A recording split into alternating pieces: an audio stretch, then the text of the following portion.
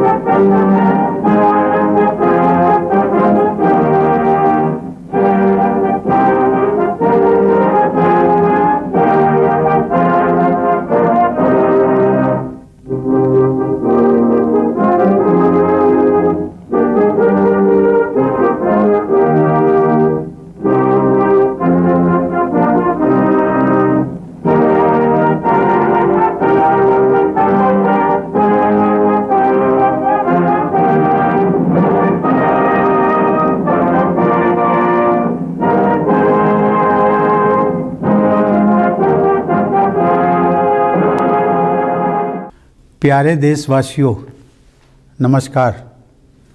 73वें गणतंत्र दिवस की पूर्व संध्या पर देश और विदेश में रहने वाले आप सभी भारत के लोगों को मेरी हार्दिक बधाई।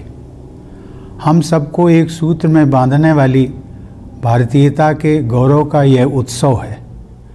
सन 1950 में आज ही के दिन हम सबकी इस गौरवशाली पहचान को औपचारिक स्वरूप प्राप्त हुआ था। उस दिन भारत विश्व के सबसे बड़े गणतंत्र के रूप में स्थापित हुआ और हम भारत के लोगों ने एक ऐसा संविधान लागू किया जो हमारी सामूहिक चेतना का जीवंत दस्तावेज है।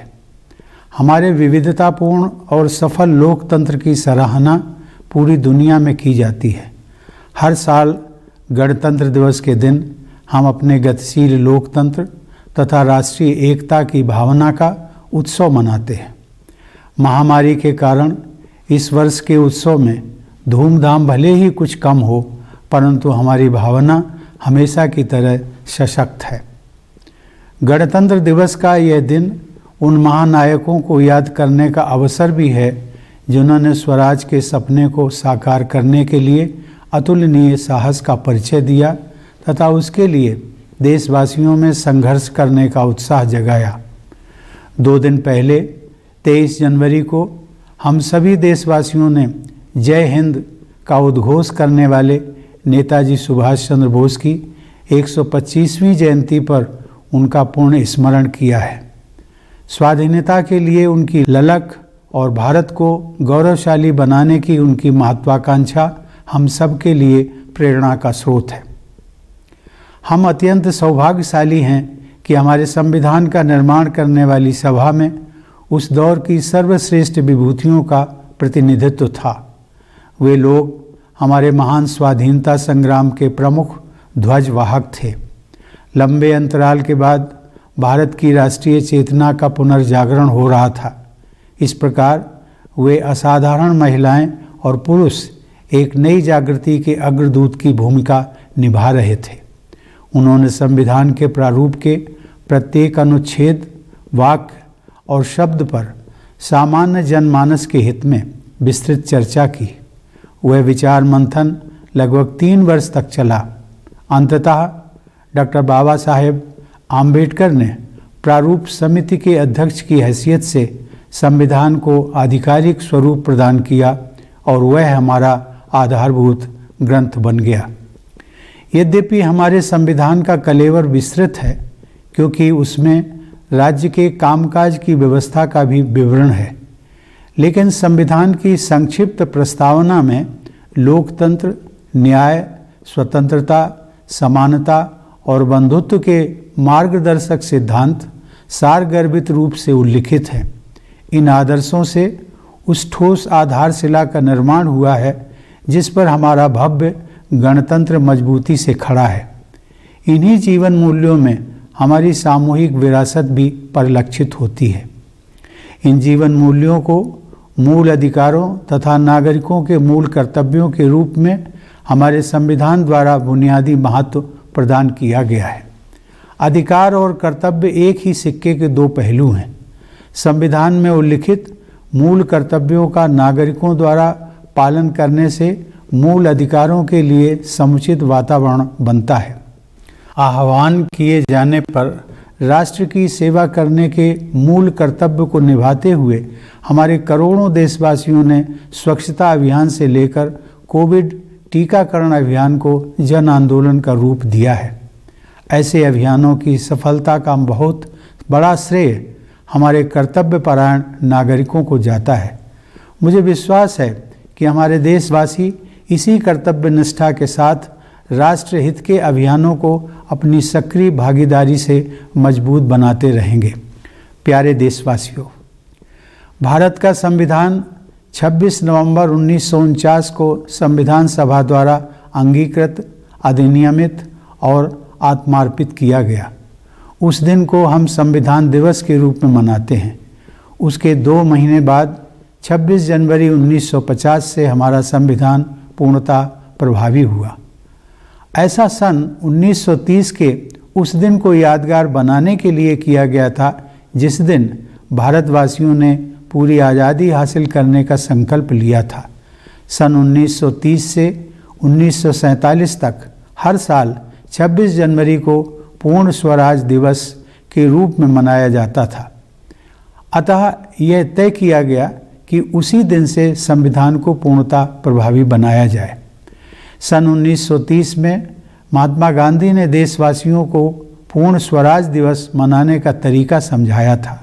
उन्होंने कहा था, चूँकि हम अपने ध्येय को अहिंसात्मक और सच्चे उपायों से ही प्राप्त करना चाहते हैं और यह काम हम केवल आत्मशुद्धि के द्वारा ही कर सकते हैं, इसलिए हमें चाहिए कि उस दिन हम अपना सारा समय यथाशक्ति कोई रचनात्मक कार्य करने में बिताएं। यथाशक्ति रचनात्मक कार्य करने का गांधी जी का यह उपदेश सदैव प्रासंगिक रहेगा। उनकी इच्छा के अनुसार गणतंत्र दिवस का उत्सव मनाने के दिन और उसके बाद भी हम सब की सोच और कार्यों में रचनात्मकता होनी चाहिए। गांधी जी चाहते थे कि हम अपने भीतर झांक कर देखें, आत्मनिरीक्षण करें और बेहतर इंसान बनने का प्रयास करें और उसके बाद बाहर भी देखें, लोगों के साथ सहयोग करें और एक बेहतर भारत तथा बेहतर विश्व के निर्माण में अपना योगदान करें। प्यारे देशवासियों, मानव समुदाय को एक दूसरे की सहायता की इतनी ज़रूरत कभी नहीं पड़ी थी जितनी कि आज है। अब 2 साल से भी अधिक समय बीत गया है, लेकिन मानवता का कोरोना वायरस के विरुद्ध संघर्ष अभी भी जारी है। इस महामारी में हजारों लोगों को जान से हाथ धोना पड़ा है। पूरे विश्व की अर्थव्यवस्था पर आघात हुआ है। विश्व समुदाय को अभूतपूर्व विपदा का सामना करना पड़ा है। नित नए रूपों में यह वायरस नए संकट प्रस्तुत करता रहा है। यह स्थिति मानव जाति के लिए एक असाधारण चुनौती बनी हुई है। महामारी का सामना करना भारत में अपेक्षाकृत अधिक कठिन होना ही था। हमारे देश में जनसंख्या का घनत्व बहुत ज़्यादा है और विकासशील अर्थव्यवस्था होने के नाते हमारे पास इस अदृश्य शत्रु से लड़ने के लिए उपयुक्त स्तर पर बुनियादी ढांचा तथा आवश्यक संसाधन पर्याप्त मात्रा में उपलब्ध नहीं थे। लेकिन ऐसे कठिन समय में ही किसी राष्ट्र की संघर्ष करने की क्षमता निखरती है। मुझे यह कहते हुए गर्व का अनुभव होता है कि हमने कोरोना वायरस के खिलाफ असाधारण दृढ़ संकल्प और कार्य क्षमता का प्रदर्शन किया है।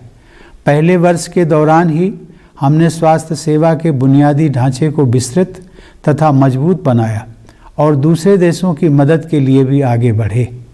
दूसरे वर्ष तक हमने स्वदेशी टीके विकसित कर लिए और विश्व इतिहास में सबसे बड़ा टीकाकरण अभियान शुरू कर दिया। यह अभियान तेज गति से आगे बढ़ रहा है।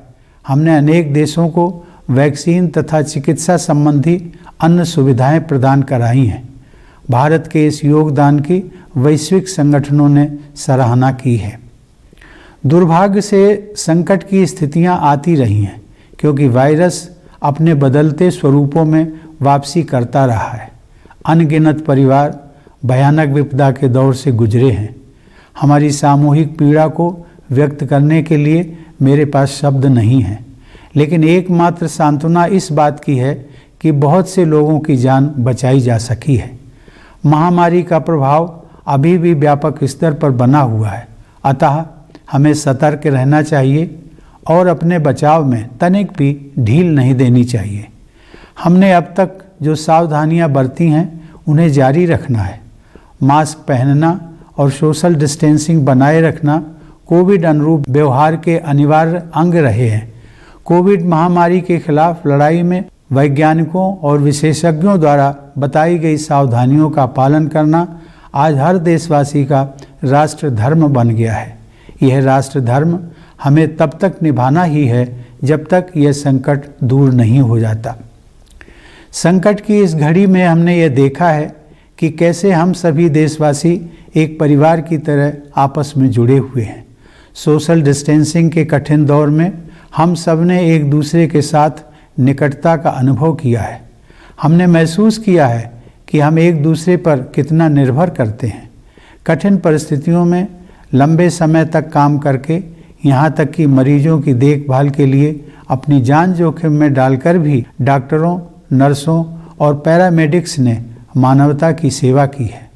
बहुत से लोगों ने देश में गतिविधियों को सुचारू रूप से जारी रखने के लिए ये सुनिश्चित किया है कि अनिवार्य सुविधाएं उपलब्ध रहें तथा सप्लाई चेन में रुकावट ना पैदा हो। केंद्र और राज्य स्तर पर जन सेवकों, नीति निर्माताओं, प्रशासकों और अन्य लोगों ने समयानुसार कदम उठाए हैं।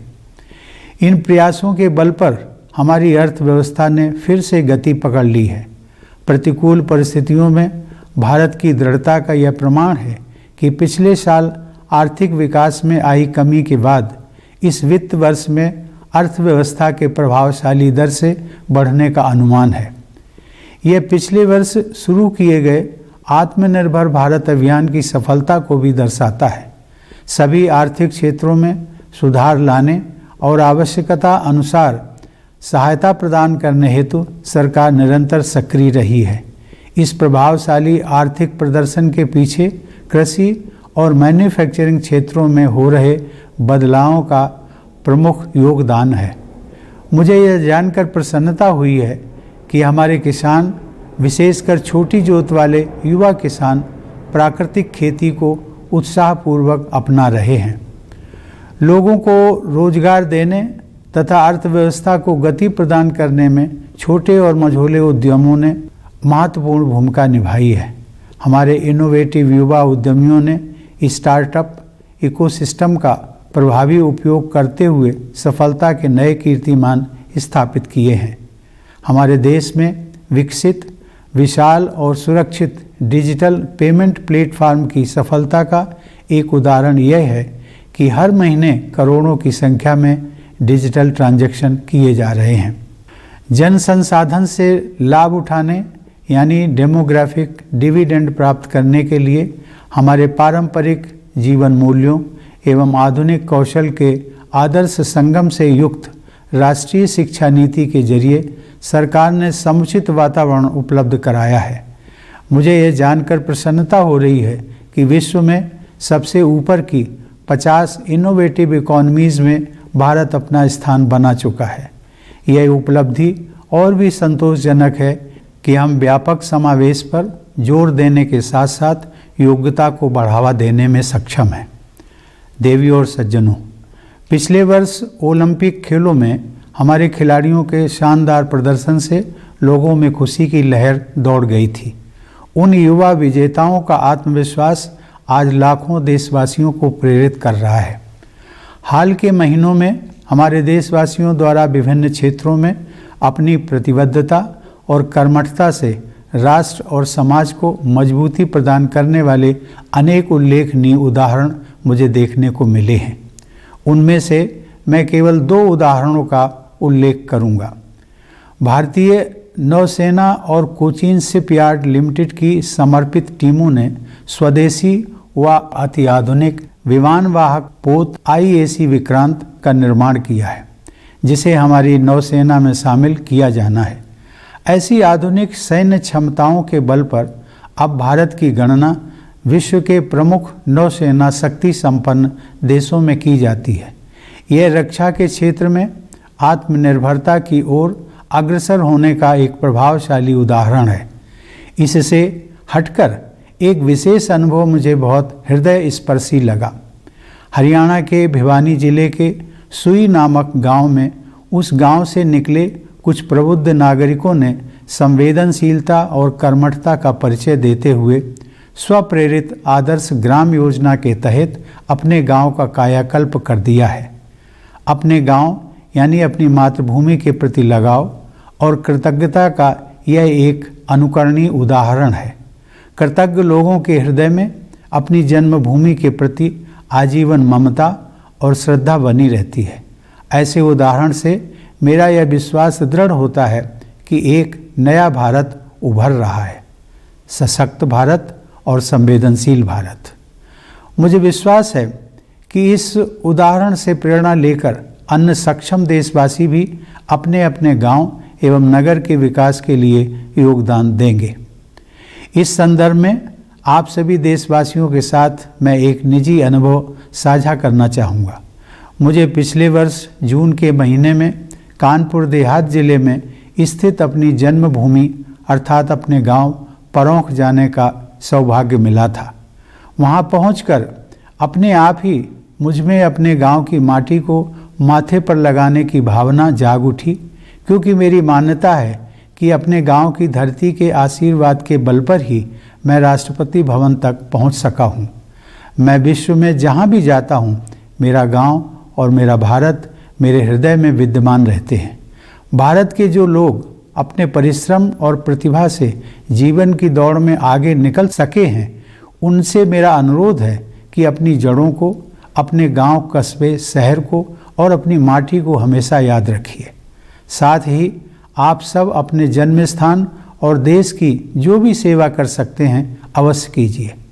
भारत के सभी सफल व्यक्ति यदि अपने अपने जन्म स्थान के विकास के लिए निष्ठापूर्वक कार्य करें तो स्थानीय विकास के आधार पर पूरा देश विकसित हो जाएगा। प्यारे देशवासियों, आज हमारे सैनिक और सुरक्षाकर्मी देश अभिमान की विरासत को आगे बढ़ा रहे हैं। हिमालय की असहनीय ठंड में और रेगिस्तान की भीषण गर्मी में अपने परिवार से दूर वे मातृभूमि की रक्षा में तत्पर रहते हैं। हमारे सशस्त्र बल तथा पुलिसकर्मी देश की सीमाओं की रक्षा करने तथा आंतरिक व्यवस्था बनाए रखने के लिए रात दिन चौकसी रखते हैं, ताकि अन्य सभी देशवासी चैन की नींद सो सकें। जब कभी किसी वीर सैनिक का निधन होता है तो सारा देश शोक संतप्त हो जाता है। पिछले महीने एक दुर्घटना में देश के सबसे बहादुर कमांडरों में से एक जनरल बिपिन रावत, उनकी धर्मपत्नी तथा अनेक वीर योद्धाओं को हमने खो दिया। इस हादसे से सभी देशवासियों को गहरा दुख पहुंचा। देवियों और सज्जनों, देश प्रेम की भावना देशवासियों की कर्तव्य निष्ठा को और मजबूत बनाती है। चाहे आप डॉक्टर हों या वकील, दुकानदार हों या ऑफिस वर्कर, सफाई कर्मचारी हों या मजदूर, अपने कर्तव्य का निर्वहन निष्ठा व कुशलता से करना देश के लिए आपका प्राथमिक और सबसे महत्वपूर्ण योगदान है। सशस्त्र बलों के सर्वोच्च कमांडर के रूप में मुझे यह उल्लेख करते हुए प्रसन्नता हो रही है कि यह वर्ष सशस्त्र बलों में महिला सशक्तिकरण की दृष्टि से विशेष महत्वपूर्ण रहा है। हमारी बेटियों ने परंपरागत सीमाओं को पार किया है और अब नए क्षेत्रों में महिला अधिकारियों के लिए स्थायी कमीशन की सुविधा आरंभ हो गई है। साथ ही सैनिक स्कूलों तथा सुप्रतिष्ठित नेशनल डिफेंस एकेडमी से महिलाओं के आने का मार्ग प्रशस्त होने से सेनाओं की टैलेंट पाइपलाइन तो समृद्ध होगी ही, हमारे सशस्त्र बलों को बेहतर जेंडर बैलेंस का लाभ भी मिलेगा। मुझे विश्वास है कि भविष्य की चुनौतियों का सामना करने के लिए भारत आज बेहतर स्थिति में है। 21वीं सदी को जलवायु परिवर्तन के युग के रूप में देखा जा रहा है और भारत ने अक्षय ऊर्जा के लिए अपने साहसिक और महत्वाकांक्षी लक्ष्यों के साथ विश्व मंच पर नेतृत्व की स्थिति बनाई है। निजी स्तर पर हम में से प्रत्येक व्यक्ति गांधी जी की सलाह के अनुरूप अपने आसपास के परिवेश को सुधारने में अपना योगदान कर सकता है। भारत ने सदैव समस्त विश्व को एक परिवार ही समझा है। मुझे विश्वास है कि विश्व बंधुत्व की इसी भावना के साथ हमारा देश और समस्त विश्व समुदाय और भी अधिक समरस तथा समृद्ध भविष्य की ओर आगे बढ़ेंगे। प्यारे देशवासियों, इस वर्ष जब हमारे देश की आज़ादी के 75 साल पूरे होंगे, तब हम अपने राष्ट्रीय इतिहास का एक महत्वपूर्ण पड़ाव पार करेंगे। इस अवसर को हम आज़ादी का अमृत महोत्सव के रूप में मना रहे हैं। मुझे यह जानकर प्रसन्नता हो रही है कि बड़े पैमाने पर हमारे देशवासी, विशेषकर हमारे युवा, इस ऐतिहासिक आयोजन में उत्साहपूर्वक भाग ले रहे हैं। यह न केवल अगली पीढ़ी के लिए बल्कि हम सभी के लिए अपने अतीत के साथ पुनः जुड़ने का एक शानदार अवसर है। हमारा स्वतंत्रता संग्राम हमारी गौरवशाली ऐतिहासिक यात्रा का एक प्रेरक अध्याय था। स्वाधीनता का यह 75वां वर्ष उन जीवन मूल्यों को पुनः जागृत करने का समय है जिनसे हमारे महान राष्ट्रीय आंदोलन को प्रेरणा मिली थी। हमारी स्वाधीनता के लिए अनेक वीरांगनाओं और सपूतों ने अपने प्राण न्यौछावर किए हैं। स्वाधीनता दिवस तथा गणतंत्र दिवस के राष्ट्रीय पर्व न जाने कितनी कठोर यातनाओं एवं बलिदानों के पश्चात नसीब हुए हैं। आइए गणतंत्र दिवस के अवसर पर हम सब श्रद्धापूर्वक उन अमर बलिदानियों का भी स्मरण करें। प्यारे देशवासियों, हमारी सभ्यता प्राचीन है परंतु हमारा यह गणतंत्र नवीन है। राष्ट्र निर्माण हमारे लिए निरंतर चलने वाला एक अभियान है। जैसा एक परिवार में होता है वैसे ही एक राष्ट्र में भी होता है कि एक पीढ़ी अगली पीढ़ी का बेहतर भविष्य सुनिश्चित करने के लिए कड़ी मेहनत करती है। जब हमने आज़ादी हासिल की थी उस समय तक औपनिवेशिक शासन के शोषण ने हमें घोर गरीबी की स्थिति में डाल दिया था, लेकिन उसके बाद के 75 वर्षों में हमने प्रभावशाली प्रगति की है। अब युवा पीढ़ी के स्वागत में अवसरों के नए द्वार खुल रहे हैं। हमारे युवाओं ने इन अवसरों का लाभ उठाते हुए सफलता के नए प्रतिमान स्थापित किए हैं। मुझे विश्वास है कि इसी ऊर्जा, आत्मविश्वास और उद्यमशीलता के साथ हमारा देश प्रगति पथ पर आगे बढ़ता रहेगा तथा अपनी क्षमताओं के अनुरूप विश्व समुदाय में अपना अग्रणी स्थान अवश्य प्राप्त करेगा। मैं आप सभी को पुनः गणतंत्र दिवस की हार्दिक शुभकामनाएं देता हूं। धन्यवाद। जय हिंद।